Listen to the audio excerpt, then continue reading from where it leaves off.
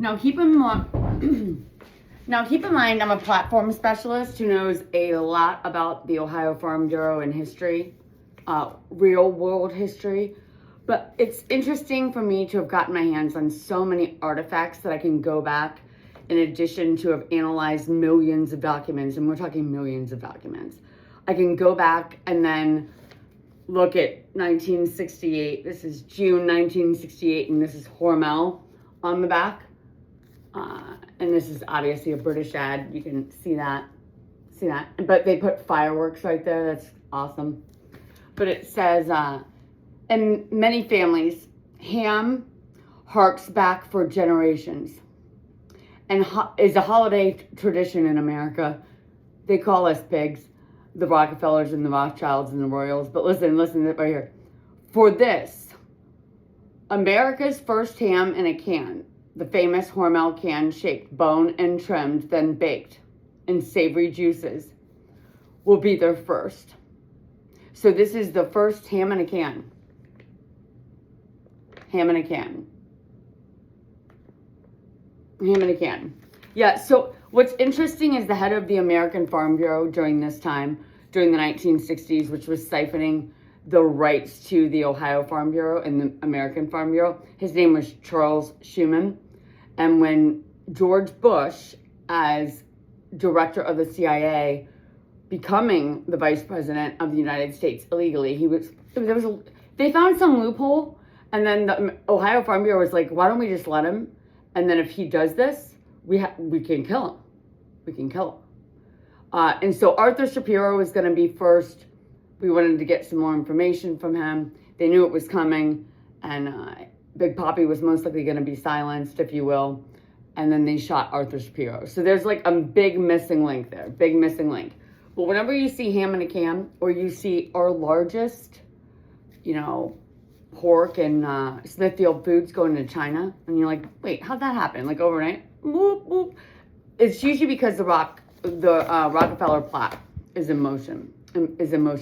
Well, Big Papi Bush signed on along with another group of men at Yale as part of the Skull and Crossbones. And when we think about what would Queen Elizabeth have to say in 100 years, perhaps we go back and look at what happened 100 years ago, if there's anything that like overlaps, and then maybe, see if what happened in 1915, anything happened in 2015. And when you believe it, the Windsors changed their name from something German to Windsor. Prescott Bush digs up Geronimo. And then Edward claims to deflect. But he also changes his name. And if you look at how many names he has, it kind of like J.D. Vance, like 9 or 10. And Edward, Albert, George. And then he marries Wallace Simpson, who's been married 3 times. Old saddlebags Wally. And then you look at her names, and one of them Spencer. Spencer, Wallace, Simpson, Warfield, Montague. But when I saw this list, 322. So I'm like, well, what happened with Geronimo's skull? It's kind of weird, huh? Was Prescott Bush arrested for a federal crime? No, he wasn't. But they auctioned it off in 2015. So it's one of those things like in 1915, King George, before he died, was like, I'm putting a time capsule. Whoever can actually achieve this will be the next U.S. Prime Minister. I don't know. They have a lot of fun with it. Love riddles. So they dig up an Apache hero in 1915 for the Prime Minister of England. They become Skull and Crossbone members as well as Standard Oil holders, interest holders. Yep. Big ones. And then they decide, the Yale and Skull and Crossbones, that after 100 years with it, who needs it? Who needs those bones? Maybe they knew in 1915 that they would have needed those to prove they were the heirs to the Washington land patent. Maybe Jackie Kennedy's suit that the Royals are holding in Australia is the last piece of DNA that could have saved the world. Well, anyways, I think it's super fun how they produced 1,000 pre-printed tickets for a movie that is coming out in 2015 called 100 Years, You Won't Be Here to See It. Malcolm, what's his name? Anyways, you won't be here to see it. Well, DNA goes a long way. And the Pan American Conference, 1900. Yep. It was a big deal. 1901.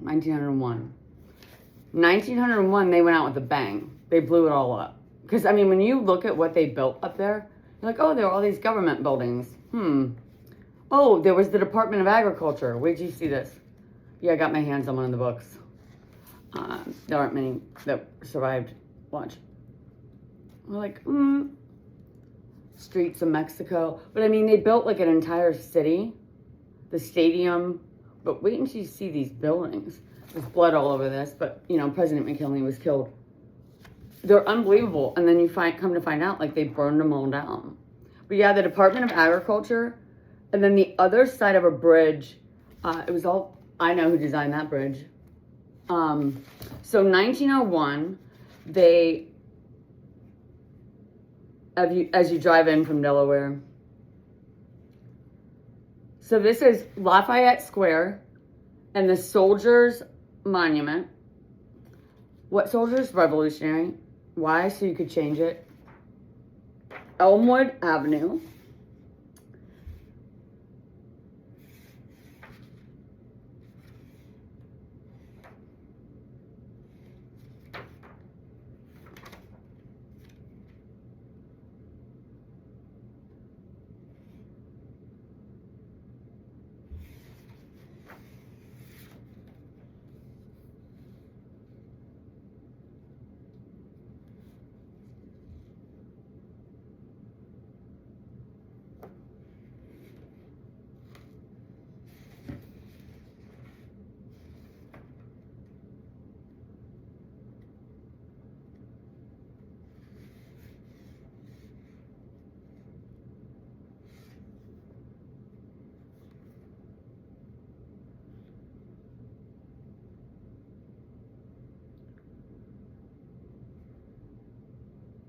Okay, here.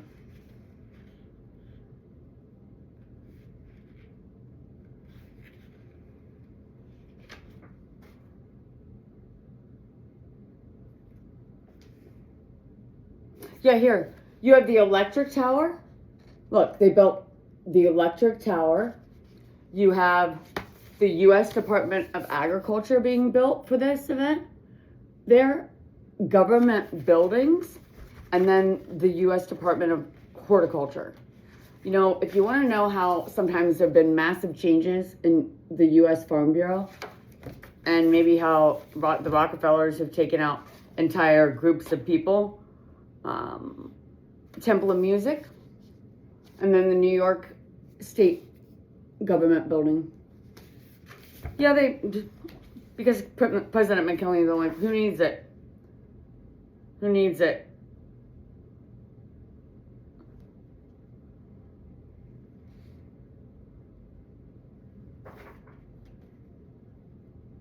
Ice formation.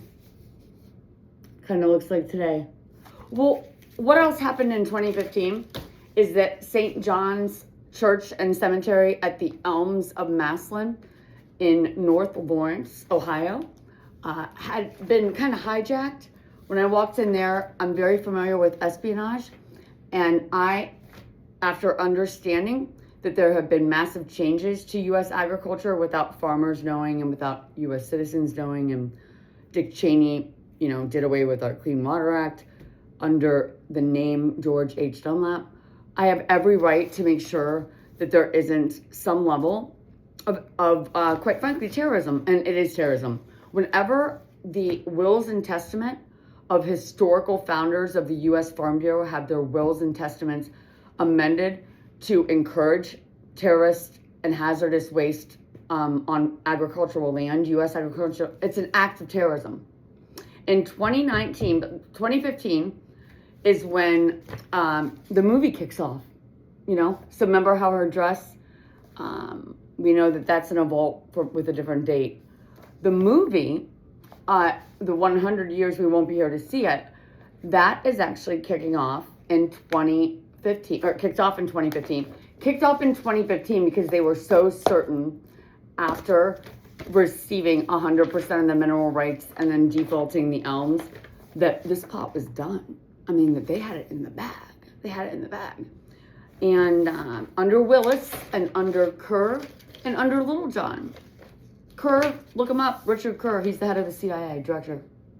The Elms is why JFK got shot on Elm Street. Yep, it's in there a lot. And then Lincoln is on the Elmwood Country Club Cemetery. So Lincoln was a traitor, but Continental Lincoln, Lincoln Continental. There's a lot of symbolism in the plot. But what else are we going to get to here? Uncle Joe and Rose. Uncle Joe and Rose. JFK's blood wasn't necessarily what they were looking for. Just so happens that after the Joe and Rose attempt that failed but bottomed out the economy, that's when all of the mineral rights titled to the Farm Bureau were extracted from the banks without them knowing and titled to the Farm Bureau Cumberland Farms, private golf courses. No one was supposed to know that, but a few people did.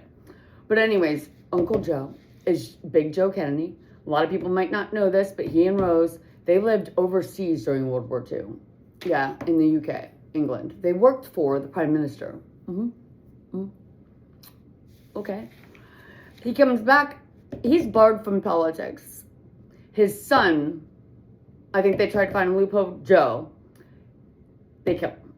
We can't have spies in the White House. It just doesn't go over well for us. It doesn't go over well for us. It doesn't go over well for us at all.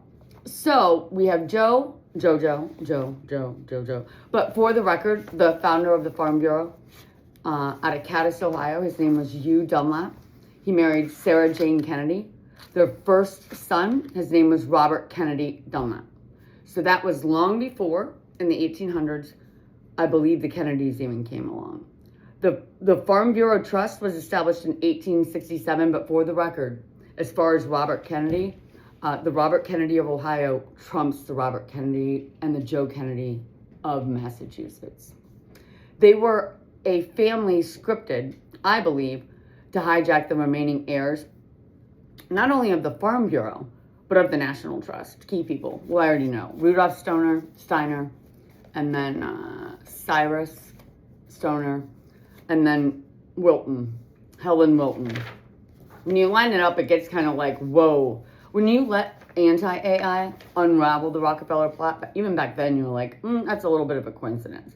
But in 2015, St. John's, this little cemetery, right next to the Elms, that kind of closed down, they were like checking people off, calling them Todds, which is transfer on death. They love it. But I would happen to see the final one, and it's Cheney. We got Yost. We got Walkers. Lots of Walkers in here. Kings. Clarence King, Charles King. Because when it's King, Charles, it's actually King Charles. Isn't that funny? Technically, it's legal. Bond's a big one. Myers, Miller, Fisher, Tucker, German, Tucker, Bond. But I'm bringing all this up because there's been a level of espionage that definitely crossed the line.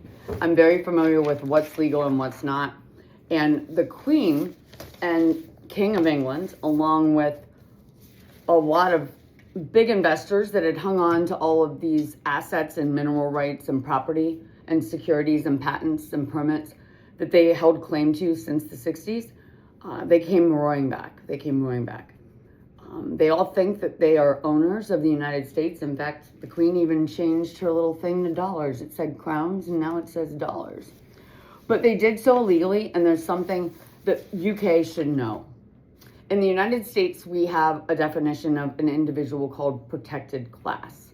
In the event that someone can't protect themselves, say speak or walk or run, in the event of an emergency, you're considered a terrorist. In fact, the worst kind. And to ever become a guardian of someone who is in a secure facility, who is very much loved, and transport them only to report them as injured and take out life insurance policies as their guardian. My cousin died within 3 months. After visiting the location of where he was transported to and seeing how he died, which I can do sometimes firsthand when I go to these places, we would not even treat anyone ever in the world like the way you treated him. To be alone and isolated, all alone, and then die with no nutrients is the worst form of abuse. I don't think there's anything worse. They call it isolated confinement. Isn't that the worst in jail, boys? I mean, isn't that the worst you could do? My cousin had to die that way. And so, regardless of 9/11 and regardless of all of the agricultural debaucheries that I've witnessed firsthand, and the fact that everything, even if it gets close to being reported, you'll just blow up a train. I know the Rockefeller way. I know it.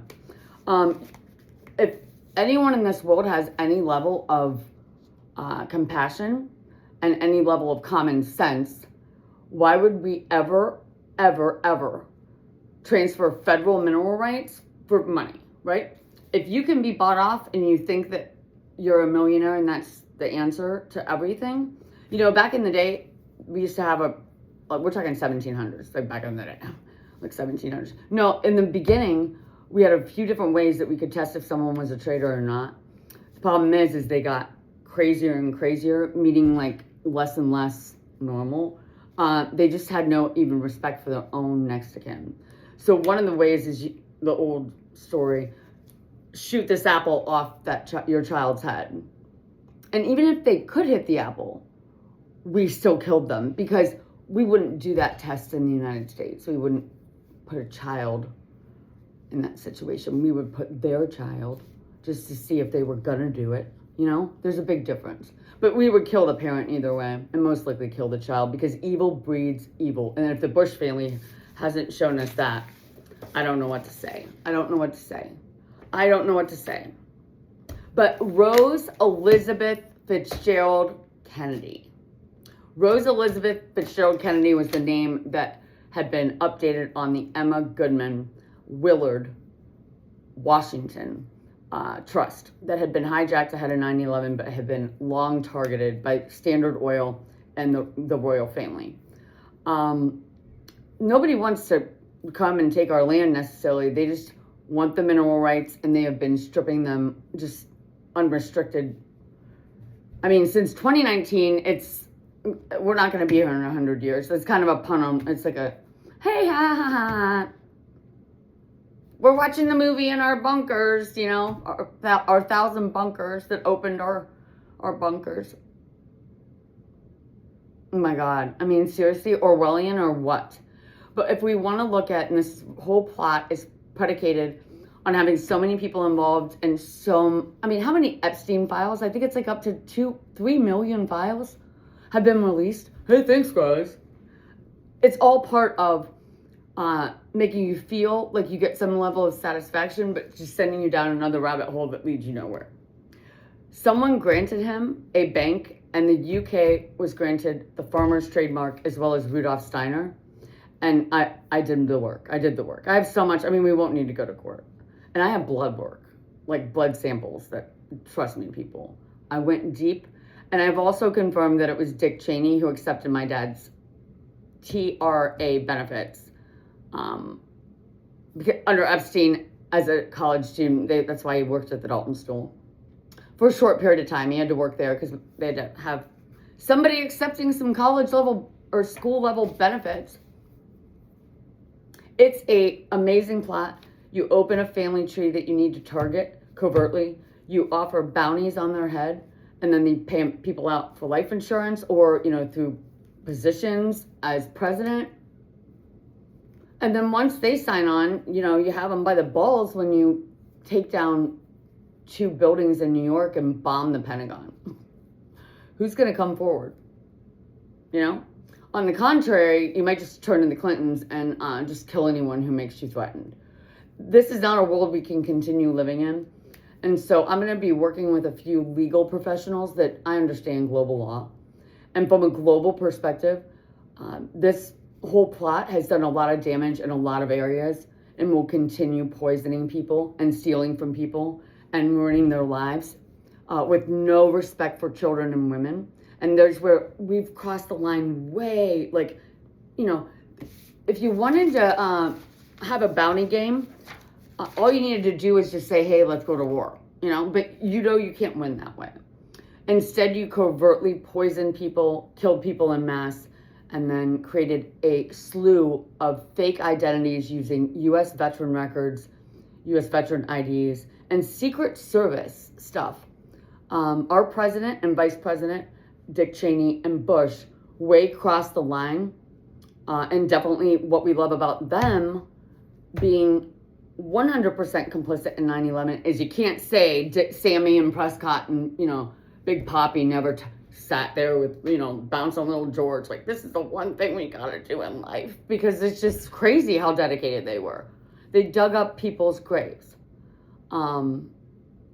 Anyways, it's gonna, you know, debut on Joe Kennedy's 200th, I think, birthday, November 18th. I was born on May 28th, and that's what Oswald's little Cuba card said, because you would have to be born on May 28th or die on May 28th to have accepted Johannes Steiner's land patent. I did it organically.